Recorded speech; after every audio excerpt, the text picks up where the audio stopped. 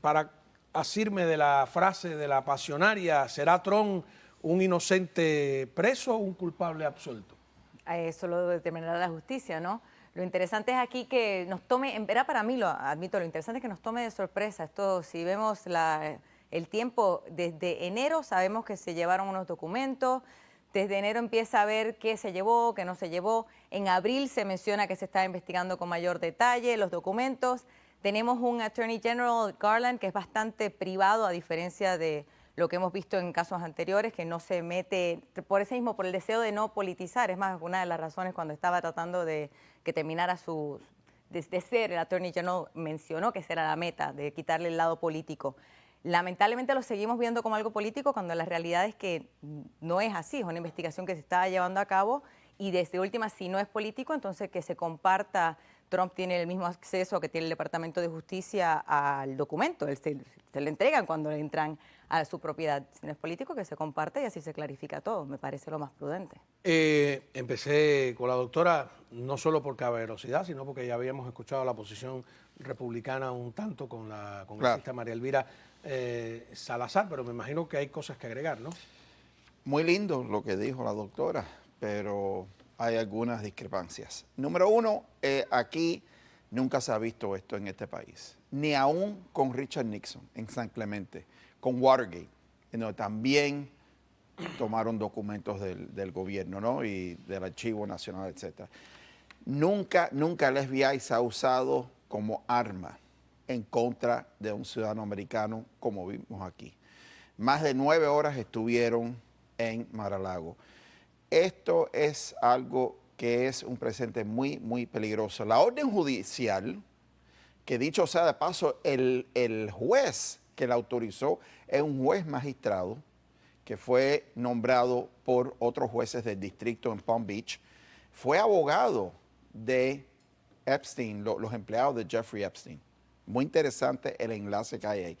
Pero lo que dice la orden judicial es que están buscando documentos que se van a haber dejado en la Casa Blanca. Esta administración, Trump y todos sus abogados han estado hablando y cooperando con el gobierno, con los abogados de la fiscalía, pero sin embargo fueron traicionados cuando llegaron e hicieron esta incursión de más de 9 horas. Y lo más interesante que yo encuentro esto, y que nadie lo está diciendo, es que fueron a la caja fuerte. Eso me indica a mí que han estado presionando y hablando con personas dentro de su círculo interno de Trump, ¿no? Trump dijo que colaboró, si abrieron la caja fuerte, probablemente le dio el número. Sí, él no estaba ahí, él estaba en Nueva York. Pero que te estoy diciendo que el hecho que sabían antes de llegar, sí. ¿Y tú sabes lo que encontraron en la caja fuerte? ¿Qué? Aire. Estaba vacía. No había nada dentro de la caja fuerte. Ajá. ¿Qué usted, doctora? Eso para mí, bueno, primero, si vamos a hablar de comparar arroz con hierba, Nixon en su momento, vamos a ser bien claros en lo que es la historia. En la FBI lo que ocurrió en su momento fue una redada ilegal que no fue hecha por el FBI, fue hecha por los simpatizantes de Nixon, bajo las órdenes de Nixon, que llevaron esos documentos, que llevó a que un presidente tenga la decencia de decir, he cometido un crimen, me voy del puesto. Eso no es lo que está pasando aquí. Aquí tenemos un magistrado que más allá de que haya sido apuntado por tratando de buscar razones nebulosas detrás, cualquier magistrado, cualquier juez, esto va a la Corte Suprema, va a cualquier persona que da una orden de allanamiento, tiene que tener una causa probable de un crimen hecho. No puede decir por gusto, porque yo en un momento tengo alguna relación con Epstein. Tiene que haber alguna base legal. Si la base legal no puede ser política, no puede ser porque me cae mal esta persona, tiene que ser bajo la ley de que se haya hecho un crimen. Eso no quiere decir esto no quiere decir que el Trump haya cometido un crimen, ni nada por el estilo. De antemano se sabía que llevar los récords, por algo se había hecho esa ley por Nixon mismo, que llevar los récords era algo que no se podía hacer. Ahora, porque se está investigando, es lo que tenemos que entender. Pero en sí el precedente es que nadie está sobre la ley. Y sonará cliché y lo queremos dejar a un lado. Sí hay personas sobre la ley. Y yo te voy a nombrar las personas, te voy a dar nombre y apellido. Hay personas sobre la ley en este país. ¿Cómo que no? Merrick Garland mismo se ha contradecido. Hunter Biden está sobre la ley. La ley no aplica a Hunter Biden. Estamos claros en eso. También sabemos que la ley no aplica. La ley no aplica tampoco a los manifestantes que claramente violaron la ley cuando fueron a manifestar y demostrar en frente de las casas de los miembros de la Corte Suprema. Hay una ley federal que dice que eso es un delito, que no, déjame terminar, yo te dejé hablar. No se puede, no se puede. Es algo que estamos acostumbrados, a que sea selectivo con las cosas como explica. Están sobre la ley esas personas. Es que personas cuando se roban documentos que no es una persona, pero tú estás asumiendo. Tú estás asumiendo que se robaron. Tú usaste la palabra robar. Estamos tratando de hacer algo político. Pero sin embargo, Merrick Garland no aplica la ley por igual. Tú lo sabes. Una persona que está él es empleado de Biden. No aplica la ley por igual. Y hay que recordar que si esto es por el FBI, no aplica la ley por igual. No aplica la ley por igual. Vamos a recordar exactamente, ¿no? Como le había dicho a María Elvira, la congresista, pues me tomé el trabajo de buscar, ¿no? Ya estoy aprendiendo con la doctora sobre las leyes. O sea, ¿por qué se le hace el registro? Porque supuestamente se llevó documentos federales, es el término, que no podía llevarse. Pero entonces busqué, ¿qué es considerado documentos federales? Resulta que el presidente incluso emite una nota a mano. Por favor, tráeme café. ¿Tú sabes lo que se llevaron? Es un documento federal. Correcto. En enero. O sea, que no quiere decir que necesariamente se llevó secretos de Estado, ¿no? Correcto. ¿Está usted de acuerdo con eso? Estoy de acuerdo. Hay 3 leyes que están en juego aquí. La principal, que es la más común, que es la que llevamos discutiendo nuevamente desde enero, que volvimos a repetir en abril, es la que se hace después del presidente Nixon para prevenir nuevamente que tengamos presidentes así, pero la que regularmente, hablando claro, se viola. Todo el mundo se lleva algún memento, alguna carta, algún detalle. Pero es más bien un asunto histórico, ¿no? Porque es verdad que hoy por hoy una nota de Tráeme Café escrita por Abraham Lincoln tendría un valor histórico. ¿Tú sabes ¿no? lo que en enero encontraron? Una carta de Obama para Trump. Sí, y estaba Bueno, porque esa es la carta esa es una. que La otra, cuando salió Obama de la presidencia. La otra Correcto. fue cartas que él le había escrito a Kim Jong-un. Pero mira, no hay evidencia en estos momentos que él se haya llevado información clasificada de pero seguridad fíjate, nacional. Pero el delito no espérate. dice que tiene que ser información Pero espérate, clasificada, que es lo que yo espérate. veo. Sola dice documentos federales, está prohibido. Pero espérate un momentico.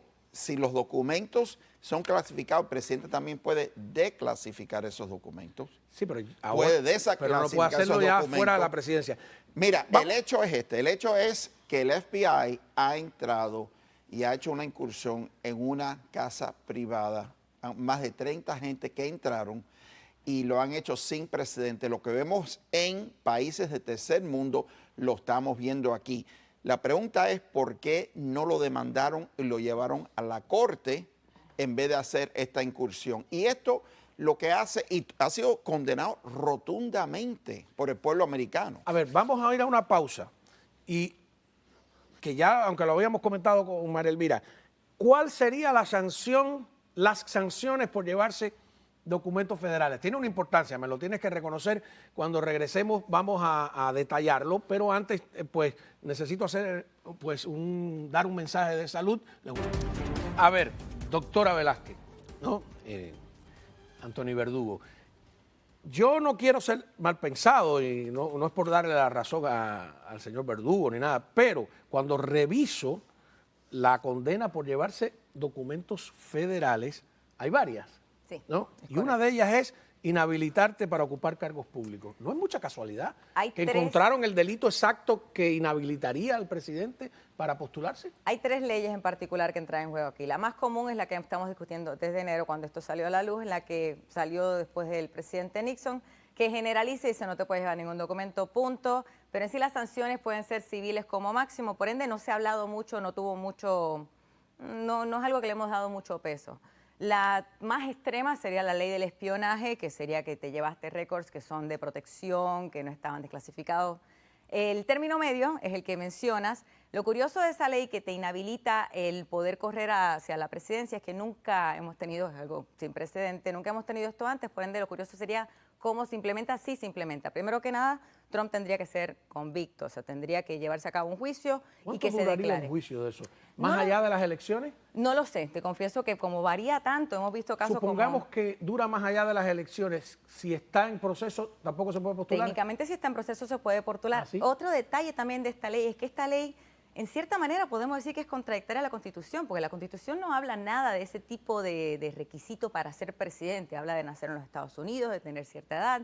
pero todos los estados tienen su propia manera en la cual escogen a sus candidatos, incluyendo candidatos federales como el presidente. Por ende, cada estado puede, por su propia manera, por leyes individuales, en sus propios casos, decir yo voy a votar por Trump más allá de esta ley porque nuestra Constitución así lo permite. Sí quisiera hacer un punto volviendo a lo que es la ley y el sistema judicial.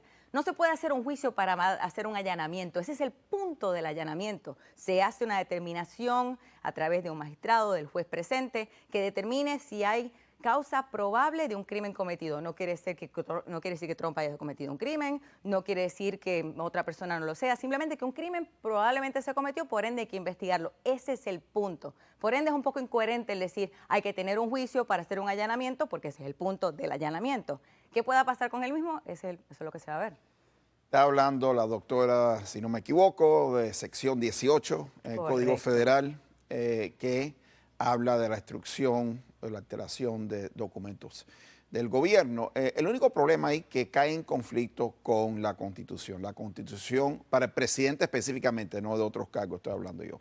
La Constitución da lo que son los requisitos para ser presidente y muchos expertos legales, con que ya se ha hablado, dicen que el Congreso no puede añadir a lo que ya la Constitución ha puesto, ha destituido, como son los requerimientos que es tener más de 35 años, haber nacido en los Estados Unidos, etcétera. Pero lo que yo veo interesante es que el grupo que está hablando de todo esto ahora es el mismo grupo que está hablando de la trama de Rusia, la famosa trama de Rusia, más de 25 millones de dólares que no se gastó, se malgastó para al final Robert Mueller en realidad no tener nada. También la destitución del presidente. Número 1, y la destitución del presidente, parte 2, número 2.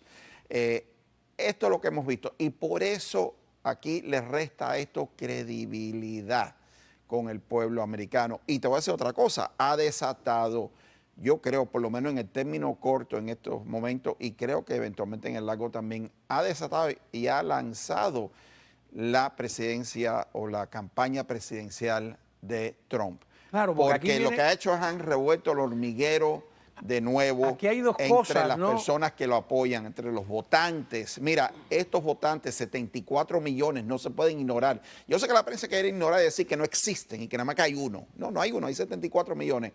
Y esas personas se ven ellos también ahora como víctimas potenciales en el futuro. Acuérdate, Merrick Garland, el que dice que no es político, que todo el mundo tiene que someterse a las leyes, fue el que no solamente no ha hecho nada con Hunter Biden. Vamos a ponerse a un lado. No hizo nada con los manifestantes que rompieron la ley, que violaron la ley en manifestar en frente de las casas de los jueces de la Corte Suprema. También fue la oficina de él, la fiscalía de él, quien escribió la carta, mandó la carta llamando a los padres que estaban en la Junta Escolar protestando, sea por las máscaras, las vacunas o ideología de género, los llamaron terroristas domésticos. Este es el famoso Merrick Garland, que es el súper neutral y que nada más que aplica la ley a todo el mundo por igual. Doctora, si terminan por convertir sería irónico a Trump en una víctima. Lo interesante aquí es que se ve de ambos lados, igual que está el argumento de que es una víctima debido a las personas que tal vez están ignorando lo que está pasando en general. También están las personas que lo ven como qué inteligente el constantemente correr para un puesto político y así protegerte. Mueller en su momento mencionó el hecho de que no se puede hacer cargos en contra del presidente, era el presidente en su momento y bueno, tenemos el individuo 1, que quién será. Y ahora vemos que, ahora que ya no es el individuo 1, todavía se espera que se mantenga como si sigue siendo el presidente, se siga tratando como una persona superior a las demás. Porque cada vez que hay una investigación, cada vez que hay lo más mínimo es un ataque político y nunca el tomar responsabilidad de por qué está pasando esto en estos momentos. A mí me preocupa en la ley el término que todo documento que produce el presidente es un documento federal, porque es un poco genérico. Por ejemplo, no sé qué pasa, ¿documento es solo documento escrito o es también documento físico? Cuando el presidente Biden lleva la estatua de su hijo a la Casa Blanca, ¿la produjo en la Casa Blanca no se la puede llevar de vuelta porque fue un símbolo. Es altamente... No sé, piense como abogada de defensa, sí, si como podría abogada servir, de defensa, ¿no? Lo veo como que sí, la realidad es que el lenguaje de la ley neutral, la ley que se pone después de Nixon, es bastante amplia, que llevó a muchas personas durante la administración del presidente Trump a hacer la movida extrema de cada cosa que se rompía, ponerla otra vez con tape, de tratar de proteger las cosas que el presidente ignoraba como no relevantes. Y por eso enfatizo que está demostrado que todos los presidentes, aún después de Nixon, la han violado de alguna manera. Sí, algo se la habrán llevado, ¿no? No digo yo, no sé, no. Juro que quiero ser imparcial. Pero no sé si este garabato que produzco aquí será un documento histórico del futuro o no. Quédese aquí porque, volviendo un poco a Cuba,